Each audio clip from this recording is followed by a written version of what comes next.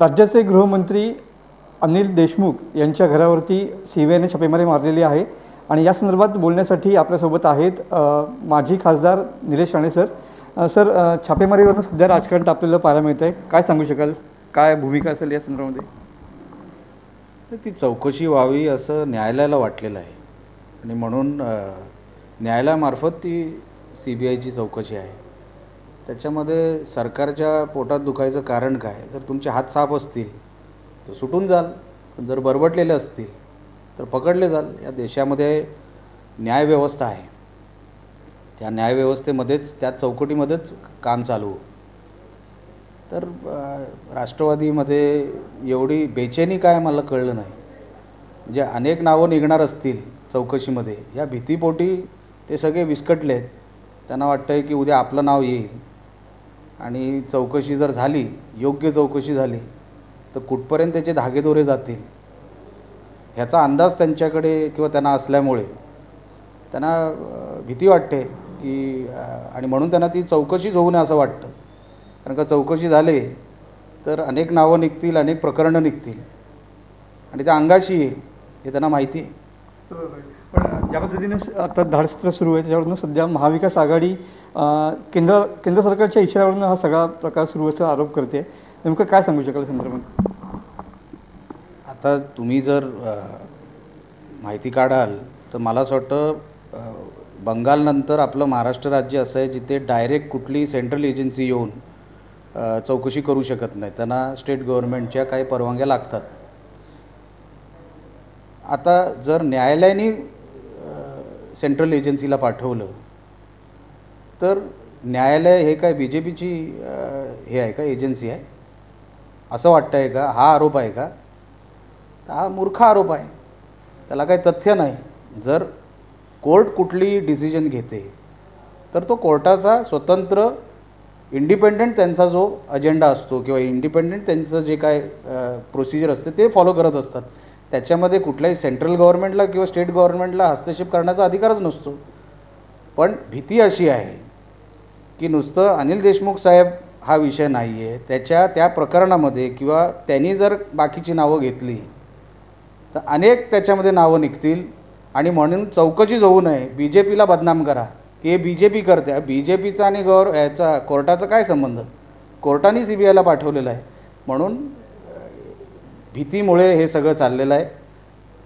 खरी नावं तर बाहेर येणार, आरोपी पकडले जाणार, जेलमध्ये जाणार, ह्यांना आता कोणी वाचू शकत नाही. सर, ही सगळी छापेमारी होत असताना काही डॉक्युमेंट्स बाहेरून आणल्याचा आरोप या ठिकाणी होतो आहे. खास करून जयंत पाटील असं म्हणालेत की जेव्हा हे सगळं झालं प्रकार झाला तेव्हा बाहेरून काही डॉक्युमेंट्स घरात आणली गेली. नेमकं त्यामुळे या यंत्रणेच्या एकंदरीत कामकाजावरती कुठेतरी बोट ठेवलं जाते. जयंत पाटील काय त्या बिल्डिंगचे वॉचमॅन होते का? त्यांना कसं कळलं? मी अनिल देशमुख साहेबांचं काल त्यांच्याच पेजवर ते चौकशीतून बाहेर पडले आणि त्याच्यानंतर ते कोविड सेंटरला भेट द्यायला गेले. जो आरोप होता की ज्यांच्या घरी डॉक्युमेंट बाहेरून नेले, जो चौकशीमधून जी व्यक्ती बाहेर पडली ती आरोप करत नाही. ज्याचं घर आहे ती व्यक्ती आरोप करत नाही की माझ्या घरी पेपर आणले. आरोप कोण करतं आहे? ज्याचं त्या घराशी काही संबंध नाही. कोण आतमध्ये जातं, कोण बाहेर जातं हे वॉचमॅन सांगू शकतो. जयंत पाटील होते का तिकडे? वॉचमॅन होते का तुम्ही? म्हणून काय बोलताय जरा डोकं लावून बोला. आपण एक फार मोठे मंत्री आहात, ज्येष्ठ नेते आहात एका पक्षाचे, आणि म्हणून असं बोलणं तुमच्या तोंडातून हे तुम्ही जे बोलताय ते योग्य नाही. आरोप झालेले आहेत आणि एका माजी मुंबई कमिशनरनी ते आरोप केलेले आहेत देशमुख साहेबांवर. BJPच्या कुठल्या माणसांनी केलेले नाहीत. आणि म्हणून जेव्हा परमवीर सिंग चांगले होते तेव्हा त्यांना मांडीवरही तुम्हीच बसवलं. पण जर तुमच्या एका मंत्र्याच्या विरोधात जर त्यांनी कुठले पुरावे आहेत असं सांगितलं, त्या दिवसापासून परमवीर सिंग तुमच्यासाठी विलन झाले. आणि हे सगळे आरोप कुठल्या पक्षाने केलेले नाहीत, तर तुमच्याच सत्तेमधल्या एका अधिकाऱ्यांनी केलेले आहेत. तर अनिल परबांची सुद्धा चौकशी झाली पाहिजे का? कारण चंद्रकांत पाटलांनी सुद्धा असं स्टेटमेंट केलं होतं की काही जण तात्यात आहेत तर काही जण सुपामध्ये आहेत.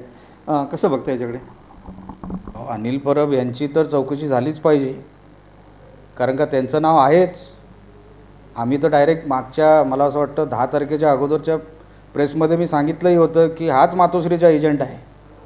मातोश्रीमध्ये सध्या पैसे घेऊन जायचं काम अनिल परबच करतात आणि म्हणून अनिल परब यांची चौकशी झालीच पाहिजे. कारण का सगळ्या मुंबईच्या अधिकाऱ्यांच्या बदल्या, कुठल्या पोलीस स्टेशनमध्ये कुठला PI ठेवायचा, कोण आपल्या कामाचा आहे कोण नाही, ही सगळी यादी अनिल परबांकडेच असायची. म्हणून अनिल परब ह्या ब्रॅकेटमधून बाहेर येऊ शकत नाही. अनिल परबांना सगळं माहिती होतं, ते भागीदार आहेत या सगळ्या क्राईमचे. आणि नुसते अनिल परब कशाला, अनिल परब जिथे पैसे पोचवत होते ना ज्या मातोश्रीला, ती मातोश्री पण भागीदार आहे या क्राईममध्ये. लक्षात आलं ना. म्हणून अनिल परब हे नेक्स्ट इन लाईन आहेत, पाईपलाईनमध्ये आहेत, ते सुटू शकत नाही. तर या एकंदरीत कारवाईबद्दल संजय राऊतांनी सुद्धा शंका व्यक्त केली आणि दया कुछ तो गडबड आहे असं म्हणत काल त्यांनी ट्विट केलं होतं. कसं उत्तर असेल याला? संजय राऊतचं कसं झालं आहे, त्यांना केंद्र सरकारवर किंवा BJPवर टीका केल्याशिवाय त्यांना सामना पेपरमधून पगार मिळणार नाही. ते एडिटर असल्यामुळे, संपादक असल्यामुळे ते पगारासाठी करतात सगळं.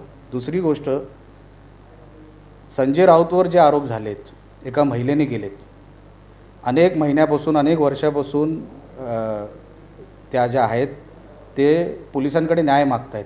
त्यांच्याकडे संजय राऊतच्या विरोधात क्लिप्स आहेत, चॅट आहेत, घाणेरडे अश्लील व्हिडिओ पाठवलेले नंबर्स आहेत, धमकी देणारे त्यांच्या बिल्डिंगच्या बाहेर, त्यांच्या गेटच्या बाहेर जी लोकं उभी केली जातात त्यांना फॉलो केलं जातं. कुठल्या कार्यालयात समजा ह्या गेल्या तक्रार करायला तर दुसऱ्या दिवशी किंवा त्याच म्हणजे तिथून परत येताना त्यांना धमकी दिली जाते, त्यांना रस्त्यावर अडवण्यात येतं. हे सगळे आरोप त्या ज्या आहेत त्यांनी संजय राऊतवर केलेला आहे. ही विकृती नाही का संजय राऊतांची? अनेक वर्ष आता त्या महिलेनी PM साहेबांना पण पत्र लिहिलेलं आहे, होम डिपार्टमेंटला पत्र लिहिलेलं आहे, कोर्टाला पत्र लिहिलेलं आहे, ॲफिडेव्हिट दिलेलं आहे की उद्या जर माझ्या जीवाला काय झालं तर त्याचा जबाबदार संजय राऊत आहे. संजय राऊत देईल काय उत्तर याच्यावर? एवढे घाणेरडे प्रकार करून जर एक माणूस ताठ मानेने महाराष्ट्रामध्ये सांगत असेल की सरकार चुकतं आहे, अरे तू काय करतोयस? तू कोण आहेस? एका महिलेला छळतोयस तू मागचे 6 वर्ष आणि ताठ मानेने महाराष्ट्रामध्ये असा माणूस फिरू शकतो? अधिकार आहे या माणसाला कोणावर प्रश्न विचारायचा? पहिलं ह्या माणसावर तक्रार घेऊन ह्यांच्यावर कारवाई झाली पाहिजे. संजय राऊतला उलटा अटक झाली पाहिजे. या महिलेला एवढं छळलं आहे त्यांनी मागच्या 6 वर्षामध्ये, त्याच्यावर कोण काय बोलत नाही. त्याच्यावर संजय राऊत कधी स्पष्टीकरण देताना मला आठवत नाही. संजय राऊतला उलटा आतमध्ये टाकलं पाहिजे. हे होते माजी खासदार निलेश राणेसाहेब. कॅमेरामन अनिकेत होलमसह मनोज लेले, TV9 मराठी, रत्नागिरी.